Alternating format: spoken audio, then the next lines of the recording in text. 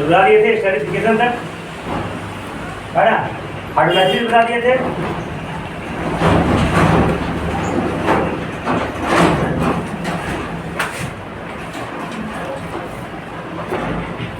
है ना। अब जो manufacture of soap, manufacture of soap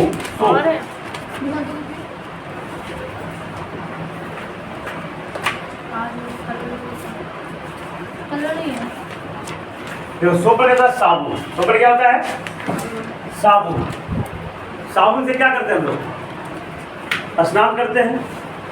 साबुन दो तरह का होता है, एक स्नान करने वाला, एक कपड़ा धोने वाला, बर्तन मैसने वाला है। हाँ एक बर्तन मैसने वाला भी होता है ना। हाँ एक बर्तन मैसने वाला होता है, मतलब एक गंदगी साफ करने वाला और एक शरीर की गंदगी साफ करने वाला। तो ये सोप और डिटर्जेंट दो वर्ड है, वर्ड का इस्तेमाल। डिटर्जेंट मतलब डिटर्जेंट पाउडर, देखो वॉशिंग पाउडर, निरमा, तो एक डिटर्जेंट पाउडर है और ये सोप है। दोनों का काम एक ही है, क्लीनाइजिंग अक्सर, शरीर के गंदगी को क्या करना? हटाना, ठीक है। तो दिक्कत होने में तो सोप, जैसे हम लोग बचपन में स्नान करते थे तो कैसे स्नान करते थे? पानी से स्नान कर दी, तो पानी से स्नान करो ना, खाली मन नहीं भरेगा, नहीं गंदगी रह गया, पूरा मैल बैल रह गया, है ना। तो फिर क्या करते थे? माथा में जो है डैंड्रफ या क्या क्या चीज़ नहीं निकला, तो पहले के लोग मिट्टी से स्नान करते थे, जानते कि नहीं?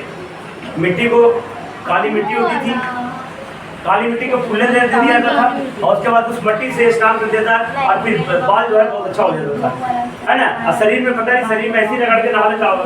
फिर बाद में साबुन को लोग साबुन का आविष्कार हुआ, फिर अब जो है तब से लोग साबुन नहा के स्नान करते हैं। ये साबुन से भी लोगों को पाती नहीं आया, क्या उसको बोलते हैं? मन नहीं भरा। तो फिर आया शैम्पू, है ना, शैम्पू। तो बाल में शैम्पू लगाते हैं, है ना, और फिर शरीर में तो साबुन लगाते हैं। शरीर में शैम्पू लगाओगे तो क्या होगा? बाल में शैम्पू लगाते हैं तो बाल बहुत अच्छा होता है, एकदम रुआ का खाल हो जाता है। लेकिन शरीर में शैम्पू लगाओगे तो क्या होगा? नहीं नहाते तुम लोग, तो बाल में लगाना, जरा शरीर में भी शैम्पू लगा देना। उसके बाद देखो बढ़िया, जब लाओ शैम्पू लगा के शरीर में लगाओगे ना, पानी गिराओगे तो तुमको एक चिकना लगेगा तुम, इसलिए शरीर में जल्दी शैम्पू मत लगाना, साबुन लगाना। साबुन जब लगाओगे ना तब तुमको रुखड़ा नहीं रहेगा। अब तुम शैम्पू ना लगा के देख लेना, जैसे बाल में लगाया तो बाल तो चिकना हो गया, लेकिन शरीर में अगर शैम्पू लगा दो तो शरीर भी चिकना होगा बढ़िया से। तो क्या होता है? मैल नहीं छूटेगा बढ़िया से, इसलिए शरीर में जल्दी साबुन का इस्तेमाल किया जाता है ना। फिर क्या लोग और आलसी हो गया, ये फिर लोगों को लगा ना कि हम लोग उठे और मेरा चेहरा बढ़िया दिखे, जैसे नहा रहे वैसा, तो कुछ लोग उसका क्या इस्तेमाल करते हैं पता है? फेस वॉश, फेस, है ना, बहुत सारे कंपनी का फेस वॉश। जितने भी लड़कियां हैं सब घर में फेस वॉश होगी, हमको छोड़कर। हाँ, फेस वॉश में क्या करता है? जाते, है ना, नहाया नहीं, उठा, है ना, अब फेस वॉश में चेहरा देख लिया तो मतलब नहाल जैसा चेहरा हो जाता है, अच्छा हो जाता है। इसलिए बहुत लोग फेस वॉश का इस्तेमाल करके और कंपनी झूठ मूठ का ऐसा पैसा कमा रही है ना। तो इस तरीका से, तो खैर साबुन हम लोग क्या करते हैं? शरीर की गंदगी हटाने के लिए साबुन का इस्तेमाल हम लोग करते हैं नहाने के बाद, नहाने के पर्पज से। तो यही साबुन के बारे में पढ़ना है, ठीक है। साबुन क्या है? एक प्रकार के फैट्स ऑफ वेजिटेबल्स ऑयल और the asters of highly fatty acids with glycerol और ग्लिसरीन, है ना। Therefore, substitution of fats and oils give soap and glycerol.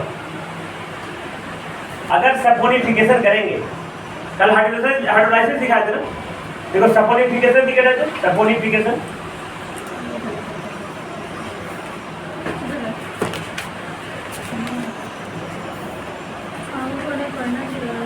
Saponification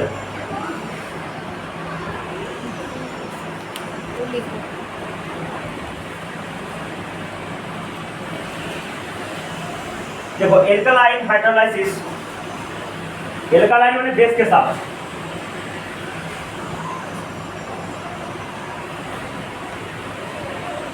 alkaline hydrolysis of ester, alkaline hydrolysis of an ester to give the salt of alkaline hydrolysis of alkaline bracket लिख लो basic, alkaline word basic इस्तेमाल किया जाता है।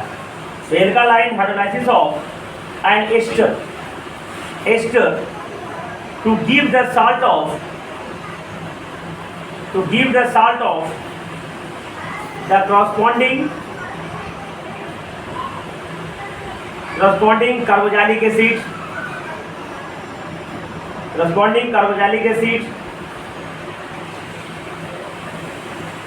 and the alcohol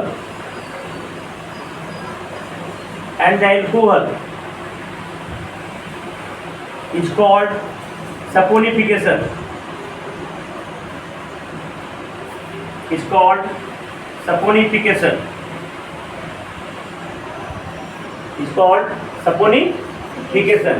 कल इसका example लिखा है देखो CH3 C double bond O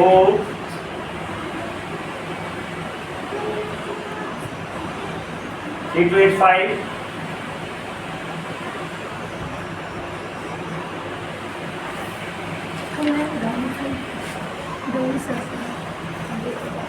plus alkaline माने बेस।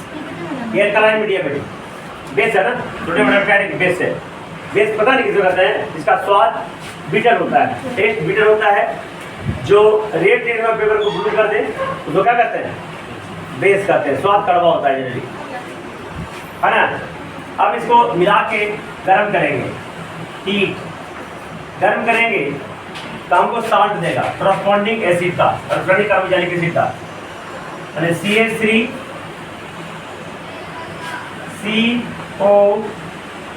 COONA प्लस C2H5OH, ये सपोनिफिकेशन हो गया। क्या हो गया, है ना। एल्कलाइन बेसिक मीडियम के साथ अगर हीट करते हैं एस्टर को तो क्या देता है, salt of corresponding carboxylic acid देता है और एल्कोहल देता है। इसकी क्या कहते हैं, सपोनिफिकेशन। ठीक है। अब देखो मैन्युफैक्चर ऑफ सोप लिखा था पहले, क्या मैन्युफैक्चर से, हाँ सोप का मैन्युफैक्चर कैसे होगा, सोप कैसे बनेगा, है ना। देखो प्रोसेस नहीं कटो, सपोनिफिकेशन ऑफ, ये जो सपोनिफिकेशन प्रोसेस है ना, सपोनिफिकेशन ऑफ फैट्स और ऑयल, सपोनिफिकेशन और क्वेश्चन बन गया था ना, तो इसी में क्वेश्चन सोल्व हो जाता, कोई डाउट सुन नहीं ना, समझ में आ गया ना। सपोनिफिकेशन ऑफ फैट्स और ऑयल, सपोनिफिकेशन ऑफ फैट्स और ऑयल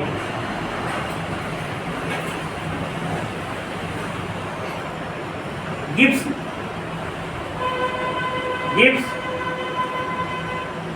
soap and glycerol, तुम सुने होगा ना प्रचार में, एडवर्टाइजमेंट में, मार्गो नीम का साबुन है, नाम सुने हो ना, सुने हो ना। ब्लीच में गुलाब रहता है, लक्स में गुलाब रहता है ना। तो याद रखना, ये सब वेजिटेबल ऑयल से बनता है, मतलब प्लांट से जो ऑयल प्राप्त होगा, क्या सुना, प्लांट से जो ऑयल प्राप्त होगा उसको अगर सपोनिफिकेशन करेंगे तो नहाने वाला साबुन बनेगा। समझे ना, ध्यान से रखना। प्लांट्स, पेड़ पौधे से जो ऑयल प्राप्त होगा उस ऑयल को अगर सपोनिफिकेशन करेंगे तो हमको नहाने वाला साबुन प्राप्त होगा। अंडरस्टैंड, है ना। और ट्रांसपेरेंट साबुन के लिए क्या करते हैं, बता देना, पीछे लगता बताया थे, ट्रांसपेरेंट साबुन के लिए क्या इस्तेमाल किया जाता है साबुन में, है याद नहीं है, इसे बताए थे हम, है ना। तब ट्रांसपेरेंट सोप बनता है ना। तो खैर, और ग्लिसरॉल की स्पेलिंग देखो GLYCEROL, GLYCEROL। अब देखो एनिमल से जो ऑयल निकलेगा, तो एनिमल से जो ऑयल निकलेगा अगर उसका सपोनिफिकेशन करेंगे तो तुमको कपड़ा धोने वाला साबुन देगा। तो कपड़ा धोने वाला साबुन देखे हो, अगर देह में रगड़ देगा तो देह छिला जाएगा, बहुत दुखड़ा रहता है, नहीं देखे हो आप लोग, तुम लोग नहीं देखे होगे। पहले के जमाने में हम लोग रिन सुप्रीम का साबुन आता था, अभी भी आता है, तो सब तुम्हारा कपड़ा धोने का साबुन क्या हो जाएगा? एनिमल ऑयल से। कौन ऑयल से? एनिमल ऑयल से। अंडरस्टैंड? लेकिन प्लांट्स ऑयल से जनरली हम लोग नहाने वाला साबुन बनाते हैं। समझ में आ गया? इस साबुन को क्या किया जाता है कि इस एनिमल्स ऑयल या जो वेजिटेबल्स ऑयल्स क्या क्या कहता है? सपोनिफिकेशन किया जाता है। सपोनिफिकेशन कैसा प्रोसेस है? उसको बेस के साथ एरिया या ऐसा बेस के साथ हीट किया जाता है, गर्म किया जाता है, तो क्या बन जाता है? ये कार्बोक्सिलिक एसिड का साल्ट बन जाता है। और यही साबुन, यही साल्ट है। क्या है? 5 फैटी एसिड का साल्ट को साबुन है। आगे जाकर बताएंगे साबुन क्या है। Salts of high fatty acids, ठीक है। फैटी एसिड्स का साल्ट को ही हम साबुन कहते हैं, ठीक है। और फैटी एसिड का sulphonic sulphonic salt, sorry, sodium और potassium salt of high fatty acid is called soap, है ना। And sulphonic salt of high fatty acid called detergent. क्या कहते हैं? तो समझ में आ गया साबुन कैसे बनेगा? कोई पूछेगा how you make the soap, तो क्या कहेंगे? By the process of saponification of fats and oils, ठीक है। Give soap and glycerol. Example लिख लो, यदि रिएक्शन लिख लो, फैट्स और वेजिटेबल ऑयल, फैट्स और वेजिटेबल ऑयल प्लस इसको किसके साथ सपोनिफिकेशन करेंगे? सपोनिफिकेशन के लिए बेस का इस्तेमाल करते हो NaOH, तो क्या बन जाएगा? सोप बनेगा और ग्लिसरॉल बनेगा, ग्लिसरॉल बन जाएगा। ग्लिसरॉल क्या है? एक एल्कोहल है। ग्लिसरॉल क्या है? An alcohol.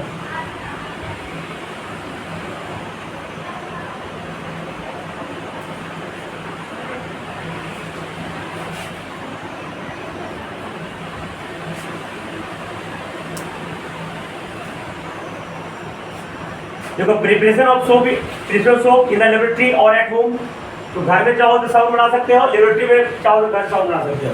ऐसा तरीका बता रहा हूँ मैं, तुम इसका साबुन का इंडस्ट्री बना देना और खूब पैसा से कमा सकते हो, है ना। Preparation of soap in the laboratory और at home, preparation of soap in the laboratory और एट होम, कैसे कैसे बनाएंगे?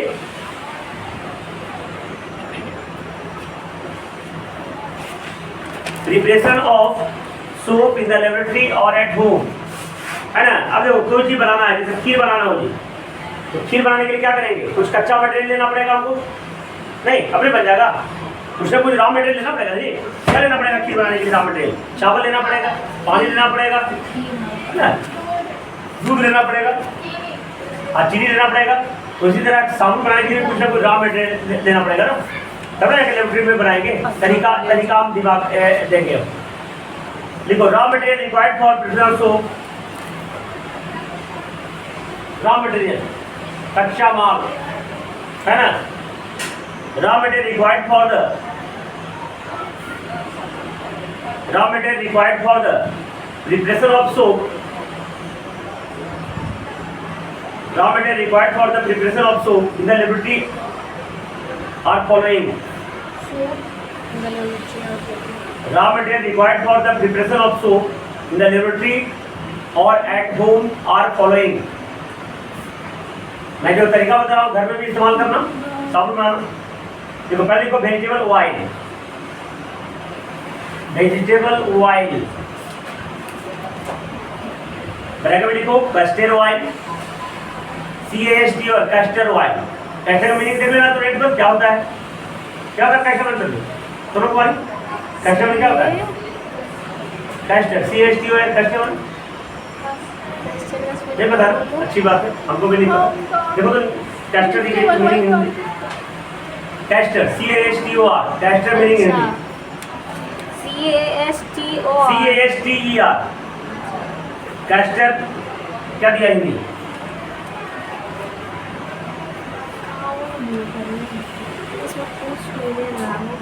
CASTR castor oil. और बैकअप देखो cotton seed oil. Cotton seed समझते हो ना, कपास के जो बीज रहता है, जो कपास देखो ना, कपास देखियो, रुइया नहीं देखो, रुइया वही कपास है। अरे कपास का होता है या नहीं? कपास है कि नहीं? तो रुइया नहीं देखो, रुआ नहीं कटा छिला है, तब बोलोगे रुइया लाओ जाए रख दो, कैसे रख देता है पता है? सब खुलवा में लग जाता है, है ना, और सूख जाता है तो कवड़े में बड़ी दर्द करता है, सिर्फ लगे भी नहीं करता है। हाँ, कोई छिला गया अब रुइया लगा दो। अपने पास में पता है कबाड़ जाता सही से कबाड़ जाता है, चलो ड्रॉप करता है जो रुइया लगाएगा। लेकिन आपने कॉटन सीड ऑयल क्या दिया हिंदी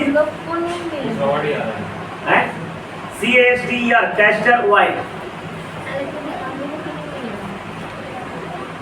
ठीक है।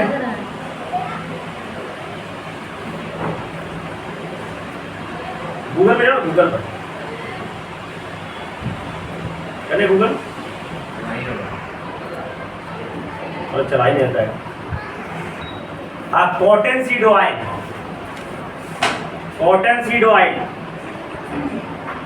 लीन सीड ऑयल, लीन सीड क्या हिंदी हो? लीन सीड स्पेलिंग ब्रैकेट में लिखो, इसे ऑयल लेंगे, लीन ऑयल, LINSEED, लीन सीड ऑयल, इसका मतलब मुझे पता था। और सोयाबीन ऑयल, सोयाबीन तो देखे हो ना? अरे देखे हो, खाए नहीं हो? बस सोयाबीन ऑयल, ये सब का तेल लेंगे, कोई लेंगे तेल लेंगे, ठीक है। देखो तो लीन सीड, देखो तो तीसी का तेल होता है क्या? तीसी का तेल होगा या रेडी का तेल होगा, ये दोनों में से जरूर एक तेल होगा, रेडी का तेल या तीसी का तेल। तो तेल ले लिया, सरसों तेल मत लेना, है ना। अच्छा, आगे लिखो 20% सोर्स ऑफ NaOH, दूसरा में 20% source of NaOH, 20% solution of NaOH, मतलब 100 ग्राम पानी में 20 ग्राम NaOH लेना है, ऐसा लेना है, क्या लेना है? 20% सोल्यूशन ऑफ NaOH। और तीसरा जो है सोडियम क्लोराइड लेना है, ब्रैकेट में common salt.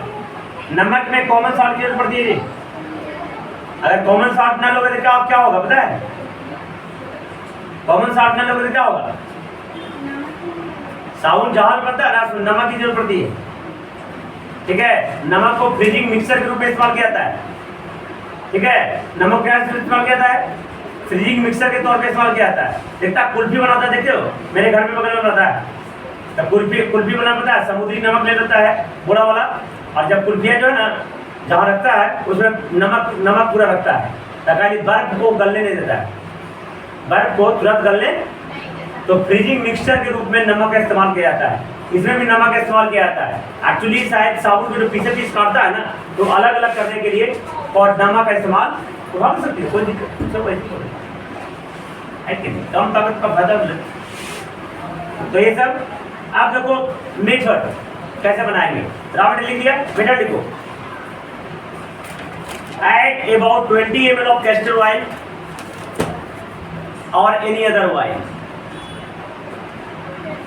Add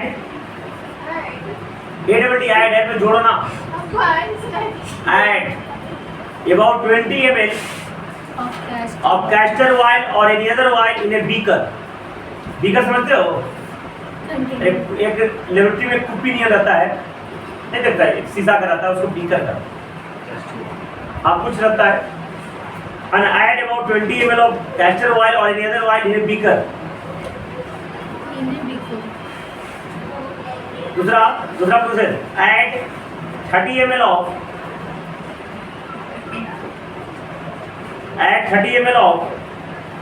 20% NaOH solution। जो 20% NaOH solution लिए थे, NaOH समझती हो? पानी में सोडियम हाइड्रोक्साइड का मिला हुआ एक सॉल्यूशन लिया है घोल, तो उस सॉल्यूशन में 30 ml लेंगे। कितना लेंगे? पेन, हाँ। तो add about 20 ml of castor oil, दूसरा add 30 ml of 20% NaOH solution, ठीक है? उसमें नहीं बेटा, add 30 ml of 20% NaOH solution, NaOH sodium hydroxide. हाँ, तीसरा हीट द मिक्सचर, जो बीकर में क्या क्या लिए? कैस्टर ऑयल लिए और सोडियम सॉल्यूशन लिए। दूसरा heat the mixture with constant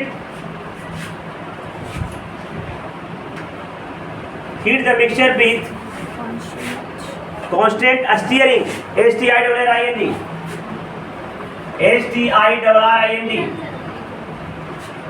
heat the mixture with Heat the mixture with constant stirring till the till मैंने तब तक till the thick paste of soap is obtained, जब तक साबुन का मोटा पेस्ट प्राप्त न हो जाता है तब तक गर्म करना है। till the a thick paste of soap is obtained।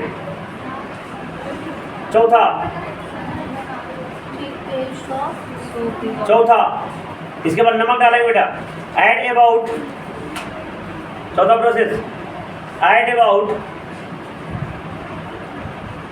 5 to 10 gram of common salt to the paste. जो पेस्ट प्राप्त हो ना साबुन का, उसे 5 से 10 ग्राम, ध्यान से देखना, ये 20 ml ले रहे हैं तो 5 से 10 ग्राम नमक, लेकिन अगर 50 ग्राम ले लें, 50 ml लेंगे तो अलग उसके रेशियो में डालना पड़ेगा बेटा, है ना। ऐसा नहीं कि सब लोग कितनों ग्राम बनाए तो उसमें उतने नमक डालेंगे, नहीं, ये रेशियो बता रहे हैं कि अगर 20 ml हम लेंगे एक सीड कॉटन सीड ऑयल या कस्टर्ड ऑयल तो उसमें 20% का 30 ml लेंगे सोडियम सोल्यूशन, तब 5 से 10 ग्राम उसमें नमक डालेंगे, ठीक है ना। Add about 5 to 10 gram common salt to the paste. तीसरा लिखो, पटवा लिखो, stir the mixture well. Stir मैंने पूरा बढ़िया से हिला डुला लेना है, पूरा फेंट लेना है उसको, समझ गए ना। Stir the mixture well, STIR बेटा, STIR, stir the mixture well, मैंने बढ़िया से फेंट लेना है, बढ़िया से मिला लेना है, और अलाउ इट टू कूल, ठंडा होने देना बेटा। गर्म होने के बाद लिक्विड में आ जाएगा ना, ठंडा करेंगे तो ना जमेगा। Stir the mixture well and allow it to cool. देखो, on cooling almost all the soap separate out. जब ठंडा करते हैं सब सोप अलग हो जाएगा। Almost all the soap separate out.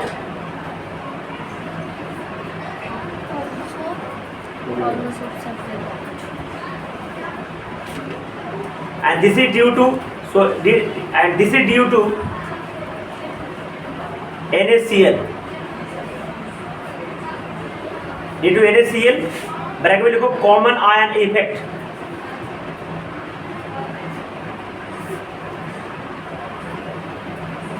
छठा नंबर में, द सोप इज फिल्टर्ड, मतलब सोप निकाल दिया, छान लिया गया, सोप निकल गया। The soap is filtered and some antiseptic, जो कि देखो नहाते हैं तो शरीर में कटल छिलर भी रहता है या कीटाणु रहता है, तो कीटाणु को मारने के लिए एंटीसेप्टिक डालना पड़ेगा जी, तो डिटॉल उसमें डाला जाता है फिर, है ना। The soap is filtered and some antiseptic like Dettol, है ना। The soap is filtered and some antiseptic like Dettol और antibacterial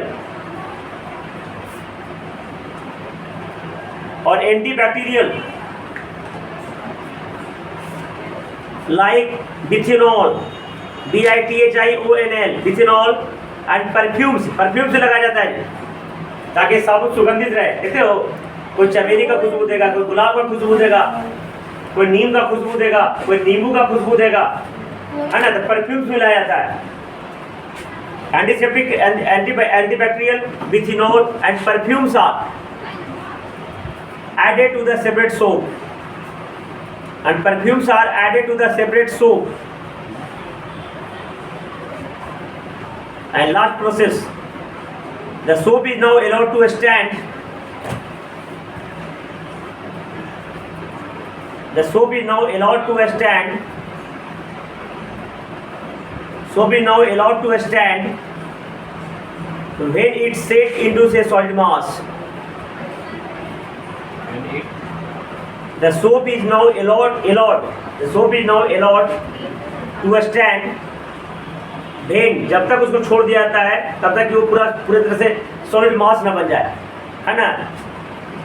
When it set to into solid mass, set the soap is now allowed to stand when it sets into a solid mass, full stop। And इस solid मास से जितना को तुमको shape देखो ना, इतना ticket क्या चाहिए जी, बड़ा छोटा, जितना शेप का चाहिए, जैसा शेप का चाहिए उतना काट लिया जाता है। तो लिखो, the solid mass is finally cut into soap keeps और फैंसी शेप्स, जिस शेप में जिस डिजाइन को काटना है। The solid mass it finally cut into soap cakes और फैंसी शेप्स। तो ये तुम्हारा है, इस तरीका से लेबोरेटरी और ये कर सकते हैं। और सोप एंड डिटर्जेंट के बारे में अगले क्लास में बता देंगे थोड़ा सा। और हॉट वाटर है ना, देखो ये तुमसे ये भी क्वेश्चन पूछ सकता है, हॉट वाटर किसे, वाटर दो प्रकार के, हॉट वाटर और सॉफ्ट वाटर। एक देखे हो, जब कपड़ा धोई हो या साबुन छोड़ो, कपड़ा धो नहाए हो ना, तब कोई नहाने के बाद जब पानी जब अपने उजलोगे और साबुन लगा दोगे तो कोई साबुन आसानी से झाग उत्पन्न कर देगा, है ना। तो जो पानी में साबुन आसानी से झाग उत्पन्न कर दे वो हो जाता है तुम्हारा सॉफ्ट वाटर। क्या वाटर? लेकिन जो पानी में साबुन आसानी से झाग उत्पन्न न करे, झाग मतलब लेदर या फोम, झाग नहीं देखते हो, जो पानी में साबुन आसानी से झाग उत्पन्न न करे वो हो जाएगा तुम्हारा हॉट वाटर। तो ठीक है, हॉट वाटर को जिन्हें DTO कहते हैं, डिटेरियम ऑक्साइड के नाम से जाना जाता है, समझे। तो पानी दो प्रकार के। और सोप्स एंड डिटर्जेंट क्या है? Sodium and potassium salts of high fatty acids are soap and sulphonic salts of high fatty acid are detergent. तो अगला क्लास में सोप एंड डिटर्जेंट बता देंगे और ये खत्म हो जाएगा। और क्लीनाइजिंग एक्शन जो है ये खुद पढ़ लेना, ताकि साबुन में दो तरह के, साबुन के डिटर्जेंट दो तरह के होता है, एक हाइड्रोफोबिक एलिमेंट होता है और एक हाइड्रोफिलिक होता है। एक पानी को अट्रैक्ट करता है, एक पानी को रिपेल करता है। और इसी पानी का अट्रैक्ट और रिपेल के कारण वो शरीर जो कपड़ा में से या शरीर में से गंदगी को निकाल पाता है। तो अगले क्लास में आइए, तुमको CBC में हटा दिया गया है सोप एंड डिटर्जेंट चैप्टर। तो कार्बन कंपाउंड्स का जो चैप्टर है अकॉर्डिंग टू CBC पूरा हो गया। क्या हो गया है? अच्छा, तो उसको बता दिया जाएगा। अब फिर इसके बाद 3 महीने में पढ़ाएंगे मिडल नॉन मिडल और पीरियोडिक क्लासिफिकेशन। पीरियोडिक क्लासिफिकेशन तुमको हटा दिया गया है, ठीक है।